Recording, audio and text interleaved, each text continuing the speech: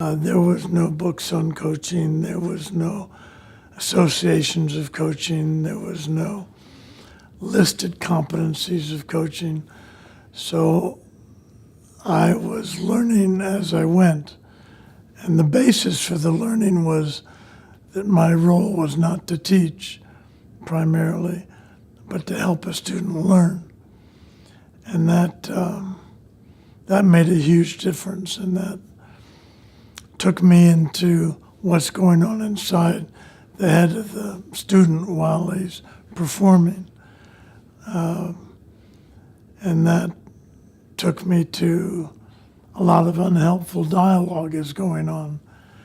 And I'm the source of some of that dialogue with all the instructions I'm giving the performer. And so I stopped giving instructions and found ways of teaching or of coaching where the teacher was experienced and coaching was facilitating learning from experience, so helping a person pay attention to the teacher.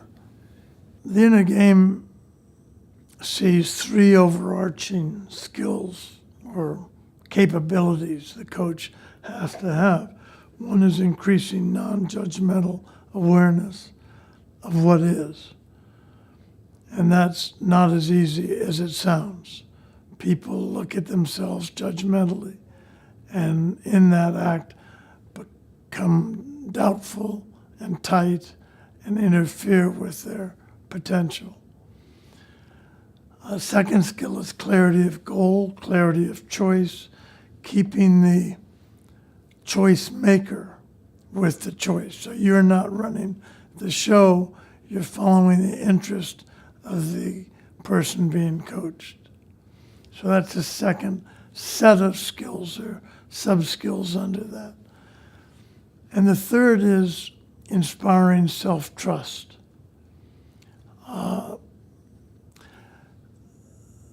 People have more potential than they think they do. And the other side of that is they interfere with that potential more than they'd like to admit. So the job of the coach is to reduce interference and grow the potential. And the techniques of the inner game are designed to do those both at the same time. It's a matter of putting the interfering, what I call self-one dialogue, somewhere where it won't get you in trouble, and then letting the natural potential of self-two, or you, express itself. Inner game cannot not be played.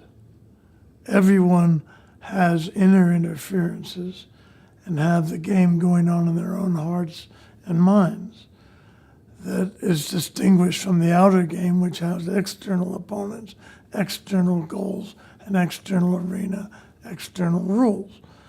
And in our culture, we're 99% focused, if not more, focused on the outer game. Excellence is achieved in a balance between outer game and inner game. And I use that with small letters. It doesn't have to be my inner game. So many people are working on inner game, overcoming inner obstacles that keep you from playing your best in whatever you're doing. The kind of inner game formula is that P, performance, equals your potential at that time to perform, minus I, minus interference, minus you getting in the way of that potential. So mathematically, the two ways to improve performance is grow P, grow potential, which I believe happens mostly in interaction with experience rather than being taught. And the second one is reduce the fear and the doubt and the assumptions and the beliefs that get in the way of us performing at the ability we can. Coaching is part of the inner game. The primary part of it is learning. So it's for individuals who want to learn, improve their performance, learn, and enjoy in work and play. So it's a facilitation of those three things. You can maybe you could say you can self-coach as well as be coached by another. Inner game, I think, has something to offer coaching, especially in its origins. But coaching is a relatively young profession, and it's not the time for people to be saying, this is how you do it, and this is how you don't do it. It's at best a time for people to say, this is my approach to coaching, or my approach to coaching is this or that. And there are many different schools of coaching that are some ways competing for attention. And that's a natural part of any growing profession. My feeling is that that process shouldn't be overregulated until it's mature enough that coaching actually has proven itself to be something and not something else. To me, the primary stand that an excellent coach needs to take is, I'm here to help another person get to where they're wanting to go in a fulfilling way and in an acceptable amount of time, so that you're facilitating mobility, the ability to move.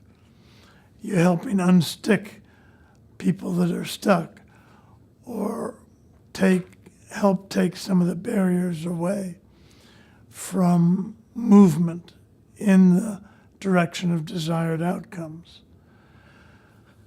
Main thing is keeping the center of this activity in the student. You ask beginning coaches, go ahead and coach. And you'll see the coachee talking, and then sitting back and waiting for the coach, to give some advice, to say something, to put in his wisdom. And so first the coachee is talking, then the coach talks, then the coachee says, oh, that won't work because of this and this. So that's not a satisfactory construct of a coaching conversation. And the coach has to keep throwing the ball back, the leadership ball back to the coachee, so that he's taking responsibility and accountability for the choices that he's making.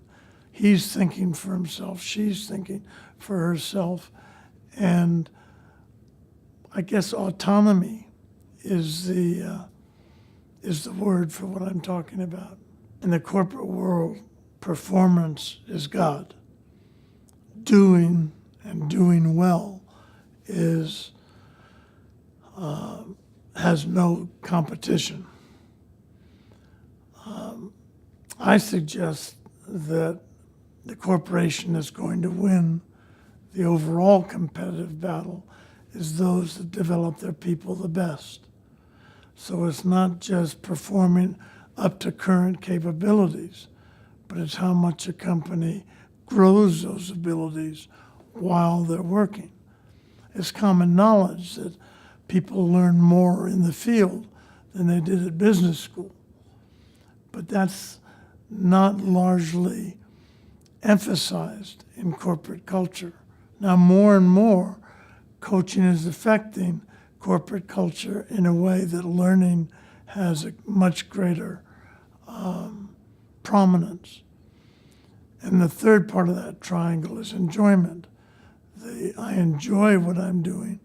That improves performance and improves learning. So it's really a redefinition of work that takes it out of the performance box. Performance can still be the priority, but learning and enjoyment need to be foundations of that triangle.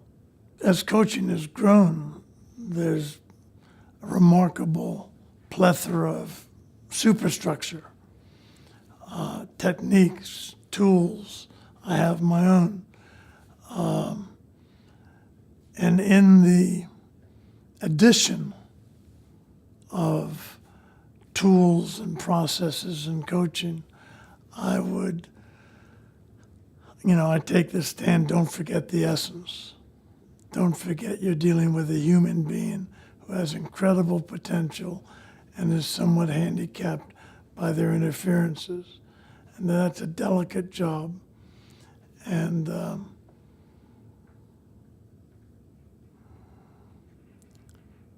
one that shouldn't be overregulated.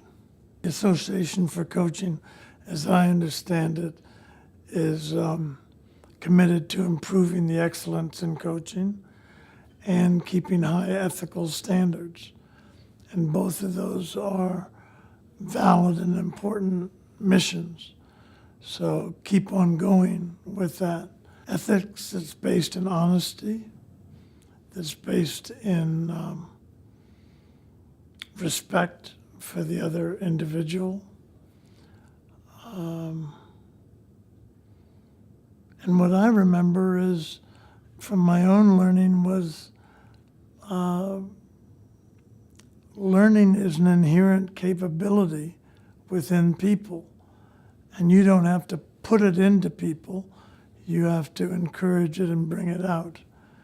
And that's the privilege of a coach. And I believe that after 10 years, the Association of Coaching has proven that it is doing good work in that area.